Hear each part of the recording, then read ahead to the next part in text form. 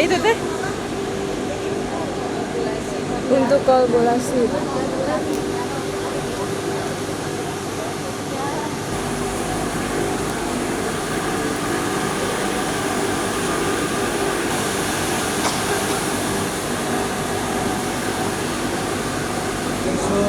Satu putaran ini Yang di bawah itu namanya pipa transmisi outletnya ya. Nah itu tadi ada meteran, itu gunanya untuk mengukur debitnya sendiri yang keluar dari WTP ini. Nah untuk inletnya yang masuk sini itu pipa transmisi itu yang tidak besar. Di bawah lihat jangan. Proses pertama yang tadi saya bilang ini itu namanya proses dilaksanakan di sini. Ini yang empat bak. Tadi kalian taruh yang di bawah. Nah itu namanya gas coupler. Itu yang kami pakai polyaluminium chloride PAC. Kayak gitu. Nah PAC itu nanti akan diangkat ke sini supaya di kalung itu pakai alat. Nah nanti dari sini itu akan dilakukan di sini. Nanti akan bisa diangkat di sini. Nah dari sini baru akan diangkat ke sini. Itu namanya bak pelaut, yang ini namanya bak pelaut, dan ini bak. Jadi bak yang sudah diangkat sana, yang sudah dibuat, lalu yang sudah dibuat itu nanti akan diisikan untuk selanjutnya dicari menggunakan pompa dosing, ini pompa dosing, untuk dialirkan untuk dicampurkan dengan air baku yang melewati ke yang akan saya lupa jelasin buat diisikan di sini, dan itu ditarik menggunakan pompa dosing. Nah ini. Nah, pompanya sendiri itu disesuaikan sesuai pembubuhannya itu akan diatur di sini. Berapa banyak nanti zat yang diperlukan untuk membuat yang dibubuhkan ke air yang kisaran 250 liter per detik. Jadi nanti itu banyak banget ya pengaruhnya yang mempengaruhi berapa banyak yang harus dibubuhkan.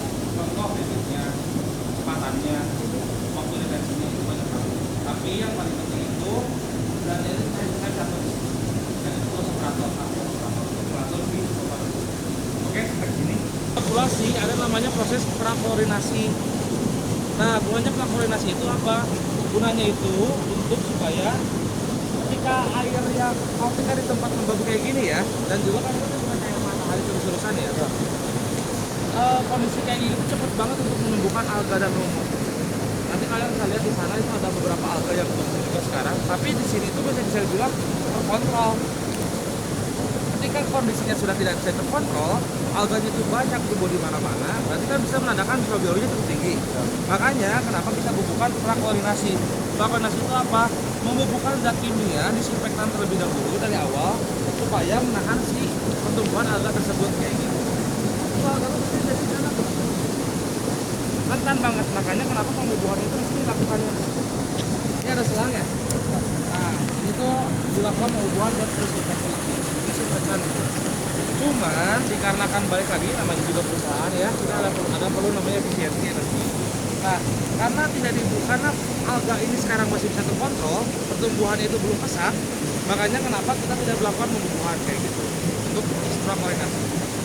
Nah, namanya proses koagulasi itu cuma ini.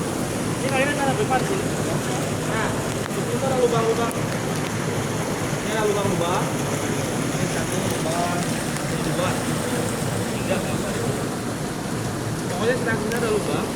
Dia itu bakal menyemprotkan si zat koagulan tadi itu, larutan koagulan itu, PAC, ke sini. Namanya proses pengadukan cepat itu sebetulnya si ambalan ini, terjunan air ini. Nah, terjunan air ini semakin dia itu semakin tinggi, semakin dia itu sebetulnya makin bagus. Karena pengadukan itu semakin cepat.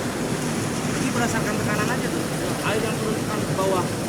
Nah, semakin cepat airnya, semakin bagus juga dia pengadukannya. Pengadukan cepat.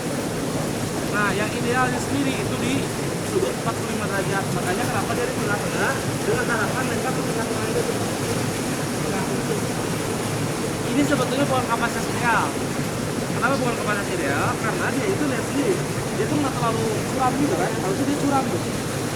Karena memang baik lagi kita kan sekarang ini kita nggak lagi semua dalam kondisi yang optimal. Kenapa tidak optimal? Air lagi bagus-bagusnya. Ngapain kita harus tahan air kayak gitu? Kalau harus sebetulnya kan 250, itu kurang lebih kita 270-an. Makanya kondisinya ini nggak terlalu curam.